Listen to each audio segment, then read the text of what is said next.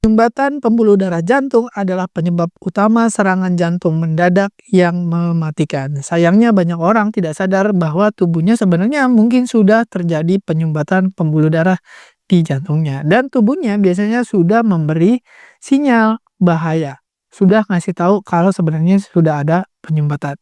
Assalamualaikum warahmatullahi wabarakatuh. Saya Dr. Ruli. Dalam video ini kita akan membahas 8 tanda yang umum tapi sering diabaikan bahwa sebenarnya tubuh kita sudah terjadi penyumbatan pembuluh darah jantung. Jadi simak sampai tuntas, apalagi kalau Anda sekarang sudah usia di atas 40, pernah ada riwayat kolesterol tinggi, diabetes, hipertensi, atau Anda ingin mencegah jangan sampai terjadi serangan jantung, apalagi kalau sudah ada riwayat keluarga. Jadi gimana caranya? Apa saja tanda-tandanya yang sering terjadi tapi kita abaikan? Kalau udah siap, ayo kita mulai.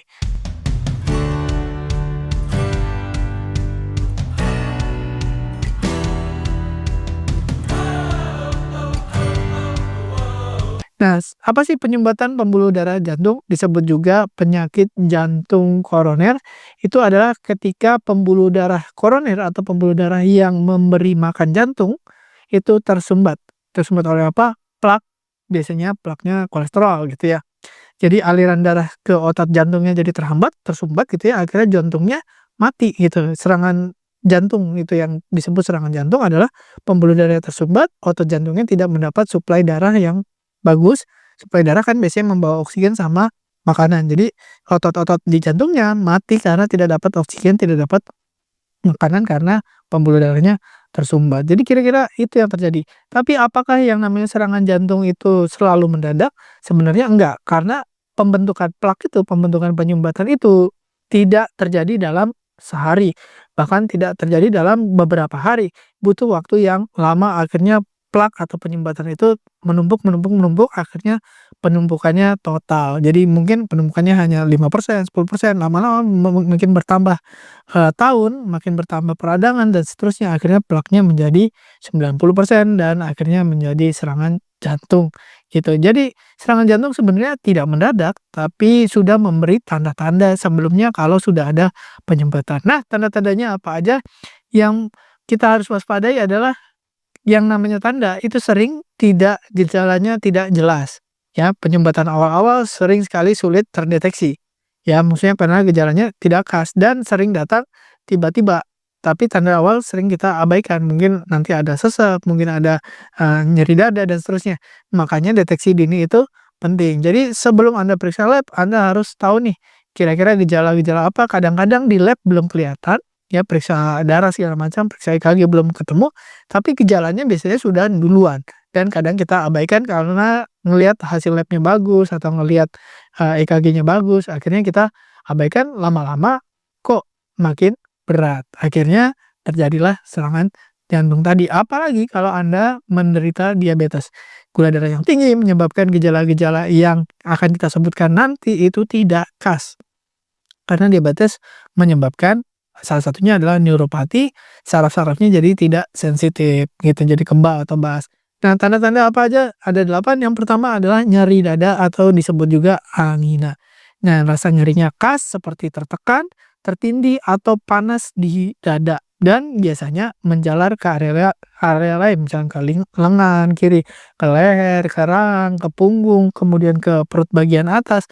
Nyerinya tidak berkurang, bahkan makin memberat dan dipicu oleh aktivitas. Misalkan muncul saat bergerak lebih berat, kalau istirahat atau duduk itu, berkurang ya, kalau kita berdiri tambah sakit atau kita jalan tambah sakit. Nah, itu biasanya nyeri dada yang ada hubungannya dengan penyumbatan pembuluh darah di jantung atau angina. Nah, tapi sekali lagi kalau ada diabetes bisa aja gejalanya tidak sejelas ini. Mungkin hanya, seperti tertekan di dada atau tidak ada yang menjalar, terus tidak makin berat ya, kadang-kadang diabetes memang membuat saraf-sarafnya tidak sensitif. Jadi kadang-kadang, eee, sebenarnya serangan jantung, tapi rasanya kayak bukan. Yang kedua adalah sesak napas tanpa sebab yang jelas. Misalkan Anda sedang beraktivitas atau sedang beristirahat, ya, aktivitas yang harusnya ringan, misalkan jalan kaki atau berdiri, tiba-tiba ngos-ngosan. Nyeri dadanya enggak, tapi tiba-tiba sesak, ya, tanpa sebab yang jelas. Dan sering juga terjadi saat tidak beraktivitas atau saat berbaring, lagi tidur terlentang, terus tiba-tiba dadanya terasa penuh atau terasa sesak dan nafasnya jadi tidak lega. Dan biasanya disertai dengan gejala lain, misalkan capek banget ya, lelah berlebihan atau dada terasa penuh. Oke, itu gejala-gejala yang kedua. Jadi kalau ada gejala-gejala ini sebaiknya memang nyeri dada atau sesak napas, sebaiknya memang mulai periksa ke dokter. Oke, gejala yang ketiga, mudah capek saat aktivitas ringan. Misalnya aktivitas sehari-hari biasanya jalan kaki atau menaik tangga atau mungkin yang biasa Anda lakukan sehari-hari misalkan masak atau mungkin, jalan ke kantor yang biasanya ringan, misalkan jalan kaki pendek jadi capek banget atau jadi sesak. Misalkan naik tangga yang biasanya 2 lantai itu Anda bisa lakukan dalam waktu mungkin kurang dari 1 menit, sekarang butuh waktu lebih lama, mungkin karena lebih capek, lebih ngos-ngosan. Nah, kenapa bisa terjadi? Karena jantung kekurangan oksigen. Kenapa kurang oksigen? Tadi pembuluh darahnya tersumbat ya karena penyempitan pembuluh darah. Oke, tanda yang keempat, jantungnya ya misalkan detaknya jadi lebih cepat ya tanpa sebab yang jelas. Kita nggak ada sebab, tidak ada kecemasan, tidak ada minum kopi, tidak ada olahraga ya, lagi duduk-duduk santai ya tiba-tiba jantungnya berdetak lebih cepat atau kadang-kadang merasa jantungnya ada yang skip. Misalkan Anda merasakan denyut jantung yang hilang. Jadi kayak jantungnya kok kayak lompat tuh, kayak nggak ada, sinyalnya atau nggak ada denyutnya. Ada beberapa waktu yang saya merasa denyutnya hilang atau terlewat. Nah, itu juga ritme tidak beraturan atau iramanya tidak beraturan menandakan ada penyumbatan jantung dan bisa terjadi kapan saja ya. Mungkin saat lagi aktivitas, lagi olahraga, lagi jalan santai, atau tadi lagi duduk santai atau lagi tiduran. Bisa sangat mungkin terjadi. Yang kelima, sering pusing, kepalanya enteng atau hampir pingsan atau istilahnya kayak kelingan Dok atau kepalanya enteng. Nah, itu biasanya karena aliran darah ke otak terganggu. Bisa karena jantungnya yang kurang kuat untuk memompa darah atau tekanan darahnya rendah. Jadi jantungnya nggak bisa memompa darah dengan maksimal karena jantungnya sendiri kekurangan oksigen. Akhirnya otak juga kekurangan oksigen. Ini sering terjadi pada pasien yang mungkin kurang merasakan ya, jantungnya ada penyumbatan ya. Tadi tidak ada sesek Dok, saya nggak sesek kok, nggak nyeri dada, tapi sering kelingan. Ya, dicek ternyata tekanan darahnya rendah terus. Nah, kita perbaiki segala hal ya, misalnya elektrolitnya, macam-macam, olahraga dan seterusnya masih kurang juga, kita perlu cek jantungnya. Jangan-jangan memang jantungnya sudah tidak kuat lagi untuk memompa darah ke otak. Akhirnya pingsan atau kelingan atau gelap atau kunang-kunang gitu ya. Nah, sering diabaikan, kenapa? Karena dianggap capek biasa, misalkan kurang makan atau apa ya. Padahal kalau sering ya padahal makan udah cukup segala macam, ini bisa jadi peringatan yang cukup serius. Dan biasanya pasien diabetes yang tidak bisa merasakan nyeri dada, tidak bisa merasakan sesak napas, tapi merasa kelingan. Waktu dicek gula darahnya malah tinggi ya, gula darahnya malah tidak, hipoglikemi, berarti bukan dari gula darah, dari mana nih? Tekanan darah ya, tekanan darahnya rendah, nah dicek lagi, jangan-jangan jantungnya yang bermasalah. Oke, gejala yang keenam, mual, keringat dingin, dan gelisah ya. Ini biasanya pada pasien yang, tidak khas, biasanya pada perempuan atau pada pasien diabetes. Jadi gejalanya bukan nyeri dada, malah mual, malah keringat dingin atau malah gelisah. Jadi nggak beraktivitas tapi kok keringetan, terus, gelisah, saya cemas nih dan jantungnya berdebar-debar.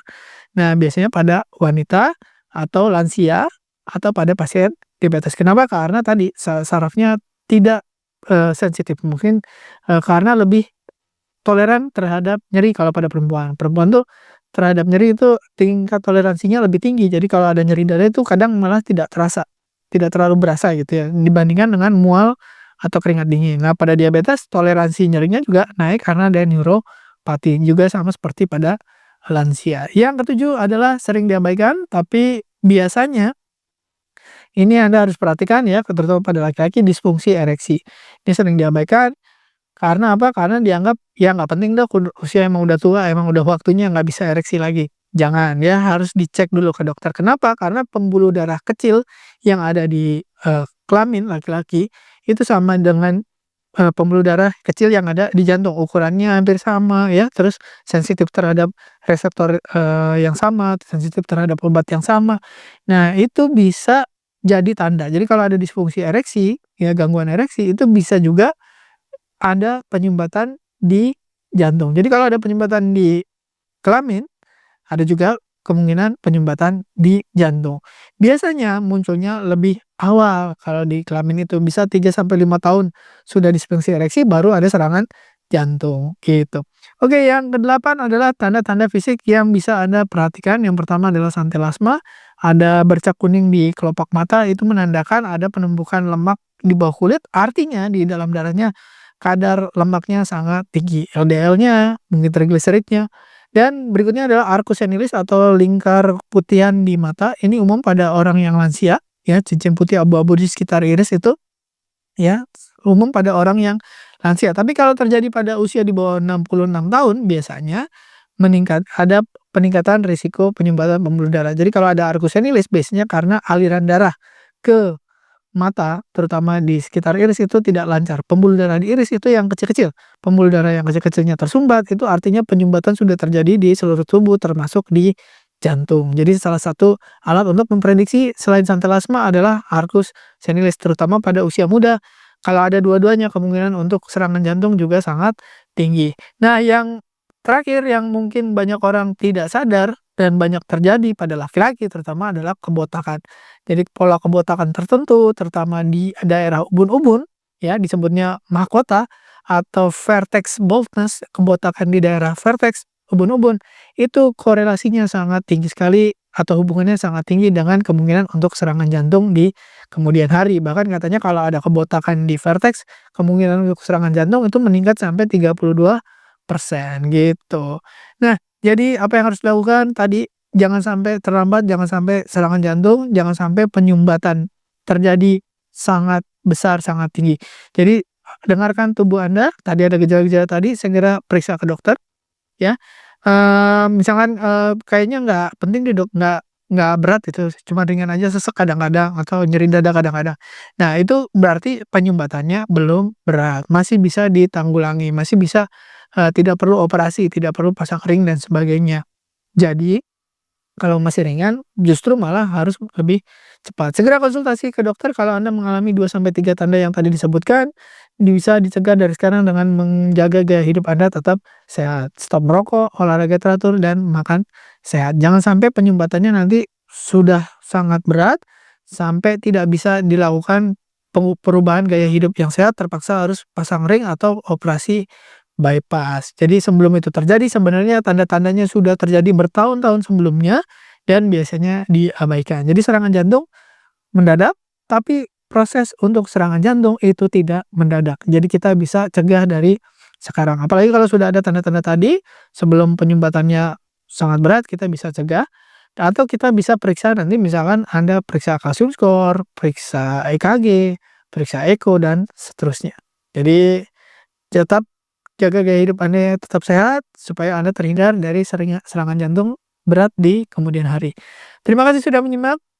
Sampaikan pada orang-orang yang mungkin Anda pernah melihat punya gejala yang tadi disebutkan, sebagai peringatan, sebagai tanda Anda sayang pada orang tersebut. Terima kasih sudah menyimak, semoga bermanfaat. Saya Dr. Uli. Wassalamualaikum warahmatullahi wabarakatuh. Terima kasih telah menonton hingga selesai. Jangan lupa tulis pendapat Anda di kolom komentar. Saya Dr. Uli dan saya sangat senang bisa belajar dan berbagi dengan Anda. Salam hidup sehat dan mulia. Jangan lupa tekan tombol like, subscribe, lonceng notifikasi, dan ikuti media sosial kami sehingga Anda tidak akan melewatkan ilmu berguna lainnya dari kami. Sampai jumpa di video berikutnya.